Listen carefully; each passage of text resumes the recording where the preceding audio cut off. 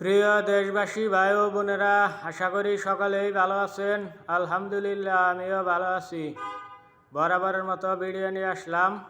আজকের আলোচনা হইল কি কাজ করলে যুবক ভাইয়েরা অতি তাড়াতাড়ি সফলতা অর্জন করতে পারবো, এই বিষয়ে কিছু আলোচনা করবার চাইতেছি। তে যুবক ভাইদের আমি বলবার চাই, আপনারা কোনো নেতা নেত্রীর পিছনে না ঘুরে অথবা কোনো প্রেম ভালোবাসার পিছনে না ঘুরে আপনারা কর্ম শিখেন, যে কোনো একটা কাজ শিখেন।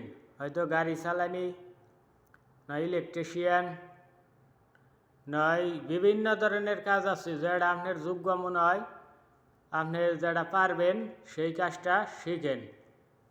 অথবা অনেকেই আছে অনেকের দোকানে থেকে ব্যবসা বাণিজ্য শিখে, ব্যবসা ওইটা শিখার দরকার। এমনি ফালতে নামলেই কাজ হয় না।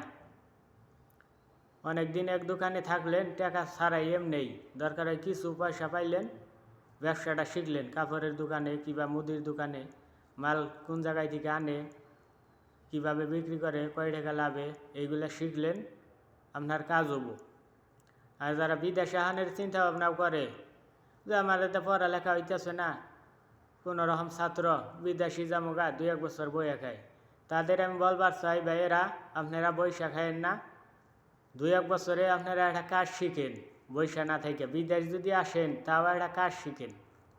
বিদেশ আসলেও আপনি দাম পাবেন, আর বিদেশ যদি নাও আসেন কাজ শিখেন, ভবিষ্যতে আপনার উপকার হব।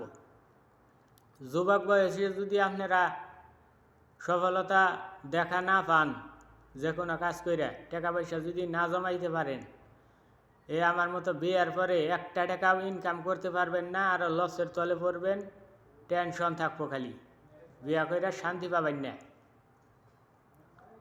পরিবারের জ্বালা থাকবো, বউ বাচ্চা বাপ মাও চতুর্মুখী জ্বালা, বিদেশে এলেও শান্তি নেই।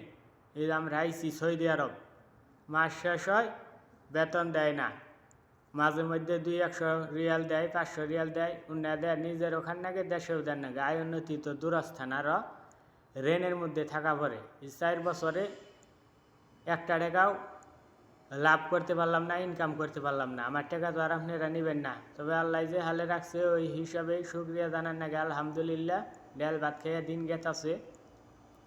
কিন্তু জীবনে অনেকেরই সমস্যা থাকবই, ইয়ার মধ্যে দিকেই জীবনটা চালাই না নাগবো। কী করেন যে আল্লাহ যা করে সব ভালো।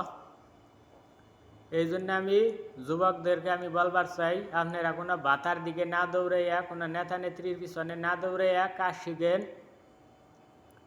স্কিল বাড়ান, তাহলে আপনাকে ভবিষ্যৎ উজ্জ্বল।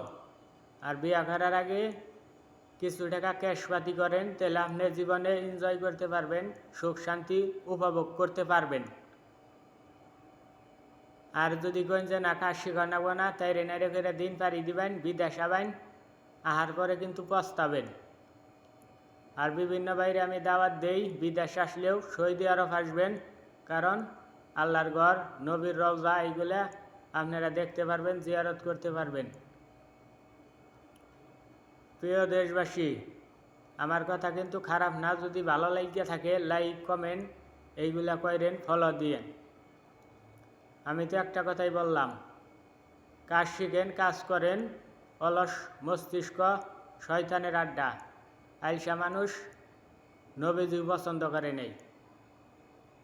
আর যুবক বয়সে হলো আপনার সফলতা না ধরা দিলে বইরাকালে কিন্তু ধরা দিব না। আমি বারবার বলতেছি যুবকদেরকে, বিশেষ করে আপনারা প্রেম ভালোবাসার পিছনে না দৌড়াইয়া, নেতা নেত্রীর পিছনে না দৌড়াইয়া কাজ শিখেন, ব্যবসা বাণিজ্য শিখেন।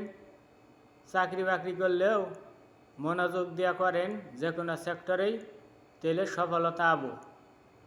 বৈশা থাকলে যে আমার এখন জুয়ান বয়স, বাপ মাই খেলাইতেছে, ভাইয়ে খেলাইতেছে, পরে কিন্তু আপনার সমস্যা হবো। আমি বলতাছি, আমার কথাটা হয়তো সবাই শুনবো না, না শুনলো বাপ ভাইয়ে কয়দিন খিলাবো, নিজের কান্দে একদিন জোয়াল পরবো।